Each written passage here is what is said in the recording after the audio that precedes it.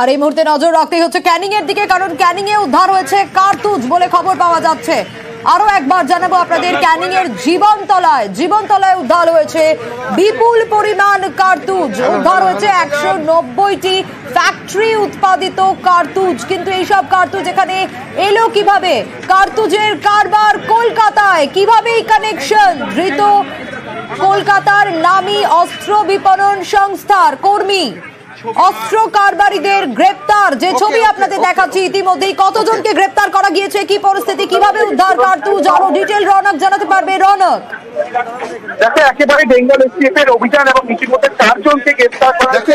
বেঙ্গল এসটিএফের অভিযান এবং ইতিমধ্যে 4 জনকে গ্রেফতার করা হয়েছে, যার মধ্যে একজন বিবাদী বার্কের এই নার্সিং চন্দর দাও অ্যান্ড কো যে অস্ত্র বিপণন দোকান, সেই দোকানে কর্মচারী ছিলেন। ইতিমধ্যে সেই দোকানের সামনে বেঙ্গল পুলিশের স্পেশাল টাস্ক ফোর্সের যারা উচ্চপদস্থ আধিকারিকরা তারা এসেছেন এবং দোকানটি ইতিমধ্যে খোলা হলো। অর্থাৎ যে বিষয়টি এখানে সামনে আসছে যে রাজ্যে যে বিভিন্ন একাধিক যে শুট আউট হলো আগে, সেই শুট আউটে ব্যবহৃত পিস্তল এবং কার্তুজের মূল উৎস কে খুঁজে বার করলে এসটিএফ, এমনই কিন্তু এসটিএফ এর তরফ থেকে বলা হচ্ছে। এবং প্রায় 190 রাউন্ড পিস্তলের কার্তুজ, একটি পিস্তল উদ্ধার করেছে আজকে এসটিএফ জীবনতলা এবং অন্যদিকে মীনাক্ষায় যৌথ অভিযান চালায় বেঙ্গল পুলিশের স্পেশাল টাস্ক ফোর্স এবং সেই অভিযান চালিয়ে 4 জনকে গ্রেফতার করা হয়। সেই 4 জনের মধ্যে একজনের নাম হলো জয়ন্ত দত্ত। এই জয়ন্ত দত্ত এই বিবাদী বার্গের যে নার্সিং চন্দর দা অ্যান্ড কো যে অস্ত্র বিপণন দোকান, সেই দোকানে কর্মচারী ছিলেন। এবং যেটা সূত্রপাত জানা যাচ্ছে, এই যে গুলি এবং কার্তুজ এর আগেও এসটিএফ এর অভিযানে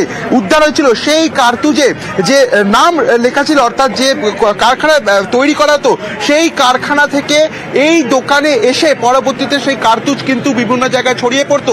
সেক্ষেত্রে এই দোকানের যে কর্মচারী জয়ন্ত যাকে গ্রেফতার করা আছে, তার কি ভূমিকা ছিল বা বাইরে কোনোভাবে বেআইনিভাবে এই কার্তুজ বা অস্ত্র পাচার করা হতো কিনা, গোটা বিষয়টি কিন্তু এসটিএফ এর নজরে রয়েছে। ইতিমধ্যে এসটিএফ এর যারা উচ্চপদস্থ আধিকারিকরা তারা ইতিমধ্যে বিভাগের সামনে যে দোকান, সেই দোকানে এসে হাজির হয়েছে এবং দোকানটি খোলা হলো এবং ভেতরে তারা গেছেন। অর্থাৎ দোকানের ভেতরে দোকানের যিনি মালিক রয়েছে তাকে জিজ্ঞাসাবাদ করবেন। এই যে প্রায় 190 রাউন্ড গুলি সহ পিস্তল উদ্ধার করলো আজকে বেঙ্গল পুলিশের স্পেশাল টাস্ক ফোর্স জীবনতলা এবং মীনাক্ষা, একেবারে যৌথ অভিযান। সেই যৌথ অভিযানে বিপুল পরিমাণে লাইভ অ্যামুনেশন উদ্ধার করা হয়েছে। এবং যেটা জানা যাচ্ছে এসটিএফ এর তরফ থেকে যেটা বলা হচ্ছে যে গত বেশ কিছু মাস ধরে তারা যে অভিযান চালিয়েছিল, সেখানে যে বিপুল পরিমাণ অস্ত্র এবং কার্তুজ, বিশেষ করে যে কার্তুজ উদ্ধার হয়েছিল, সেই কার্তুজের বেশিরভাগ কিন্তু এই দোকান থেকেই পাওয়া গেছিল। অর্থাৎ সেই যে কার্তুজগুলো, সেই কার্তুজগুলো কিন্তু এই বিপণন দোকানেরই, এমনই তারা দাবি করছেন। অর্থাৎ ফ্যাক্টরি থেকে সেই কার্তুজগুলো এই দোকানের নামেই কিন্তু রেজিস্টার হয়ে প্রথমে আসতো। সেক্ষেত্রে এই দোকানটি কতদিন ধরে এখানে রয়েছে এবং এই দোকানের যে কর্মচারী যাকে গ্রেফতার করা হয়েছে তার কি ভূমিকা ছিল এই গোটা বিষয়ের মধ্যে, পুরো বিষয়টি কিন্তু বেঙ্গল পুলিশের স্পেশাল টাস্ক ফোর্স খতিয়ে দেখছে। এবং বিবাদী বাগের যে দোকান, আজ কিন্তু দোকান বন্ধ ছিল। প্রথমে এসটিএফ এর আধিকারিকরা এখানে আসেন এবং পরবর্তীতে এসটিএফ এর যারা উচ্চপদস্থ আধিকারিকরা রয়েছে তারা আসে। ইতিমধ্যে দোকান খোলা হলো এবং এসটিএফ এর আধিকারিকরা বাইরে রয়েছেন এবং ভেতরে মালিকের সঙ্গে যারা জিজ্ঞাসাবাদ করছেন কতদিন ধরে এই দোকান রয়েছে এবং যে প্রায় 190 রাউন্ড যে লাইভ অ্যামুনেশন এসটিএফ উদ্ধার করেছে, সেই অ্যামুনেশন কিভাবে এখানে এলো বা তার কর্মচারী বেআইনিভাবে অন্য জায়গায় পাচার করতে কিনা, একাধিক প্রশ্ন রয়েছে। গোটা বিষয়টি কিন্তু বেঙ্গল পুলিশের স্পেশাল টাস্ক ফোর্স খতিয়ে দেখছে। সেক্ষেত্রে রনক, যে বিষয়টা উঠে আসছে একটু তোমার কাছ থেকে জানতে চাইবো, এই যে কার্তুজ কারবার, তুমি যে গ্রেপ্তারির কথা বলছিলে, কলকাতা কানেকশন, কারণ যে আপডেটগুলো উঠে আসছে তাতে কলকাতার নামী অস্ত্র বিপণন সংস্থার কর্মী, তুমি ঠিক যে কথা বলছিলে, এই বিষয়টা একটু জানতে চাইবো, কিভাবে এই কলকাতা কানেকশন, কতদিন ধরে? দেখো, এসটিএফ এর তরফে যেটা জানানো হচ্ছে যে গত বেশ কিছু মাস ধরে বিভিন্ন জায়গায় এসটিএফ যে অভিযান চালিয়েছে, সেখান থেকে যে কটি লাইভ অ্যামুনেশন উদ্ধার হয়েছিল তার বেশিরভাগই এই দোকানেরই। অর্থাৎ যে কোনো সময় যখন এই ফ্যাক্টরিতে লাইভ অ্যামুনেশন তৈরি করা হয়, তারপরে যে কটি দোকানের নামে রেজিস্টার হয় সেখানে গিয়ে অ্যামুনেশনগুলো যায়, তারা কিন্তু সূত্রপাত জানতে পেরেছে তার বেশিরভাগেরই এই কার্তুজ এই nursing Chandar the and core নামে কিন্তু রেজিস্টার করা। সেক্ষেত্রে এখানকারই একজন কর্মচারী, তাকে কিন্তু আজ এই অভিযানের ফলে গ্রেফতার করা হয়। হয় তার কি ভূমিকা ছিল, এই দোকান থেকে কার্তুজ নিয়ে তিনি কি আদৌ বাইরে পাচার করতো কিনা, অর্থাৎ বেআইনি যে পাচার চক্র তা এই দোকানের সঙ্গে কোনোভাবে লিঙ্ক ছিল কিনা, এই বিষয়টি কিন্তু খতিয়ে দেখা হচ্ছে। কারণ তুমি জানো কিছুদিন আগে বেঙ্গল এসটিএফের তরফ থেকে বিপুল পরিমাণ এরকম অস্ত্র এবং লাইভ অ্যামুনেশন উদ্ধার করা হয়েছিল, সেখানে মুঙ্গের যোগের একটা প্রাথমিক কিন্তু তারা অনুমান করছিল। কিন্তু আজকের তাদের যে অভিযান প্রায় 190 রাউন্ড লাইভ অ্যামুনেশন, সেখানে কিন্তু বেশিরভাগটাই কলকাতা শহরের এই বিবাদী বাগের নার্সিং চন্দার দাও অ্যান্ড কোর সেই দোকানেরই কিন্তু তারা মনে করছেন এবং সেখানকার একজন রনক, এই যে তুমি দোকানের কথা বলছো, লাইসেন্স দোকান থেকেই কার্তুজ পাচারের কারবার।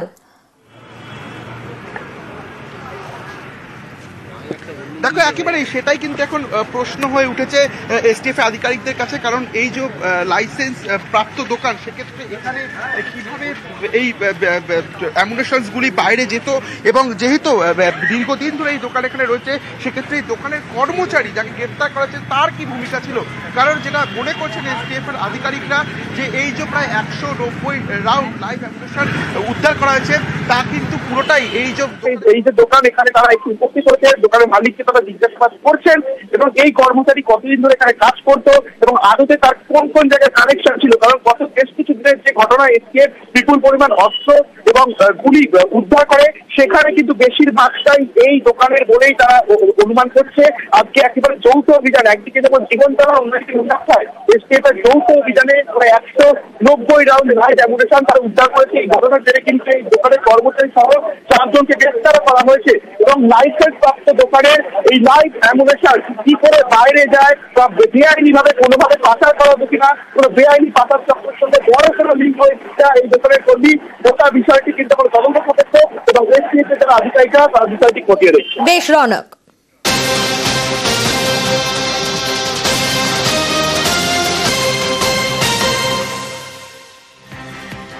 রনককে সঙ্গে থাকতে বলবো। কার্তুজ কারবারে কলকাতা কানেকশন এবং যে আপডেটগুলো উঠে আসছে, তাতে এই যে কলকাতা কানেকশন কিভাবে, রনকের কাছ থেকে আমরা জানছিলাম ধৃত কলকাতার নামী অস্ত্র বিপণন সংস্থার কর্মী, অর্ডিন্যান্স ফ্যাক্টরিতে তৈরি কার্তুজ পাচার, কতদিন ধরে এই কারবার চলতো, এখনো পর্যন্ত কি আপডেট পাওয়া যাচ্ছে। কারণ যে ছবি আপনাদের দেখাচ্ছি, বিবাদী বাগের দোকান খুলিয়ে তল্লাশি চালাচ্ছে এসটিএফ। আরো ডিটেল রনক জানাবে। রনক, দেখো একেবারে আজকে জীবনতলা এবং মীনাক্ষা দুটি জায়গায় যৌথ অভিযান করা হয় বেঙ্গল পুলিশের স্পেশাল টাস্ক ফোর্সের মাধ্যমে, এবং তাদের যে ইনফরমেশন ছিল সেই মতোই কিন্তু 4 জনকে গ্রেফতার করা হয়। তার মধ্যে একজন এই যে বিবাদী বাগে অবস্থিত নার্সিং চন্দার দা অ্যান্ড কো, এই যে অস্ত্র বিপণন দোকান, সেই দোকানের কর্মচারী। সেক্ষেত্রে এসটিএফ এর যেটা মূল দেখার বিষয়, যে 190 রাউন্ড তাজা পিস্তলের যে কার্তুজ তারা আজকে উদ্ধার করেছে, সেই কার্তুজের কিন্তু বেশিরভাগটাই এই দোকান থেকে, অর্থাৎ ফ্যাক্টরিতে যখন লাইভ অ্যামুনেশন তৈরি হয়, সেই অ্যামুনেশনগুলো কোন বিপণন দোকানে যাবে তা কিন্তু রেজিস্টার করা হয়। সেক্ষেত্রে তারা এই দীর্ঘদিন ধরে যে ঘটনাগুলিতে উদ্ধার করেছিল লাইভ অ্যামুনেশন, তারা যোগ পেয়েছে এই দোকান থেকেই কিন্তু সেই রেজিস্ট্রেশন ছিল। সেই বিষয়কে সামনে রেখেই কিন্তু দোকানে ইতিমধ্যে এসটিএফ উচ্চপদস্থ আধিকারিকরা এসেছেন এবং দোকান খোলা হয়েছে, অর্থাৎ দোকান বন্ধ ছিল, তারা এসে দোকান খুলেছেন এবং ভেতরে যারা রয়েছেন কর্মচারী বা মালিক, তাদেরকে জিজ্ঞাসাবাদ করছেন যে কতদিনের দোকান বা এর সঙ্গে কোনো রকমভাবে বেআইনি পাচার চক্র যুক্ত কিনা। কারণ তুমি জানবে এই কিছুদিন আগেও বেঙ্গল এসটিএফ এর তরফ থেকে কিন্তু এইরকম লাইভ অ্যামুনেশন উদ্ধার করা হয়েছিল, সেক্ষেত্রে একটা মুঙ্গের যোগের কথা সামনে এসেছিল। কিন্তু এখন এসটিএফ এর তরফ থেকে যেটা বলা হচ্ছে, যে এই যে বেশ কয়েকদিন ধরে অ্যামুনেশন যে উদ্ধার করা হয়েছিল লাইভ অ্যামুনেশন, তার বেশিরভাগটাই এই কলকাতার যে অস্ত্র বিপণন দোকান, সেই দোকানে, সেক্ষেত্রে ফ্যাক্টরি থেকে যে দোকানে রেজিস্টার হয় সেই রেজিস্ট্রেশন কিন্তু তারা মনে করছেন এই দোকানের, এবং সেই বিষয়কে সামনে রেখে ইতিমধ্যে দোকানে তারা এসেছেন, জিজ্ঞাসাবাদ চালাচ্ছেন এবং কতদিনের দোকান, লাইসেন্স প্রাপ্ত দোকান হওয়া সত্ত্বেও যিনি কর্মচারী ছিলেন, যাকে গ্রেফতার করা হয়েছে, সেই কর্মচারী কতদিন ধরে এখানে কাজ করতো, বা তিনি অন্য কোনোভাবে চোরা পাচারের সঙ্গে বা বেআইনিভাবে এই অ্যামুনেশন বা আর্মস পাচারের সঙ্গে যুক্ত ছিলেন কিনা, যাবতীয় তথ্য কিন্তু এখন খতিয়ে দেখছে বেঙ্গল পুলিশের স্পেশাল টাস্ক ফোর্সের উচ্চপদস্থ আধিকারিকরা। আর ইতিমধ্যেই নজর রেখেছি যে খবরের দিকে আমরা, লাইসেন্স দোকান থেকে কার্তুজ পাচার, ক্যানিং এ কার্তুজ উদ্ধার, একদিকে জীবনতলায় বিপুল কার্তুজ উদ্ধার হয়েছে, অন্যদিকে ফ্যাক্টরি উৎপাদিত পিস্তল কার্তুজ উদ্ধার। রাজ্য পুলিশের এসটিএফ এর তদন্তে এই সাফল্য। আর কার্তুজ ছাড়া উদ্ধার হয়েছে ডাবল ব্যারেল রাইফেল ও 4 অস্ত্র কারবারিকে গ্রেপ্তার করেছে এসটিএফ। এবং এই যে কার্তুজ কারবার, এতে উঠে এসেছে কলকাতা কানেকশন, কারণ গ্রেপ্তার করা হয়েছে কলকাতার নামী অস্ত্র বিপণন সংস্থার কর্মীকে। অর্ডিন্যান্স ফ্যাক্টরি তৈরি কার্তুজ পাচার হতো, আর লাইসেন্স দোকান, সেই লাইসেন্স দোকান থেকেই কার্তুজ পাচারের কারবার। কলকাতার দোকান থেকেই দুষ্কৃতীদের কার্তুজ পাচার, আর বিবাদী বাগের দোকান খুলিয়ে তল্লাশি এসটিএফ এর। নজর রেখেছি ইতিমধ্যেই আমরা, যে ছবি আপনাদের দেখাচ্ছি বিবাদীবাগের এই দোকান, যে দোকান খুলিয়ে তল্লাশি চালানো হয় এসটিএফ এর তরফ থেকে, কারণ কলকাতা কানেকশন উঠে এসেছে এই কার্তুজের কারবার থেকে।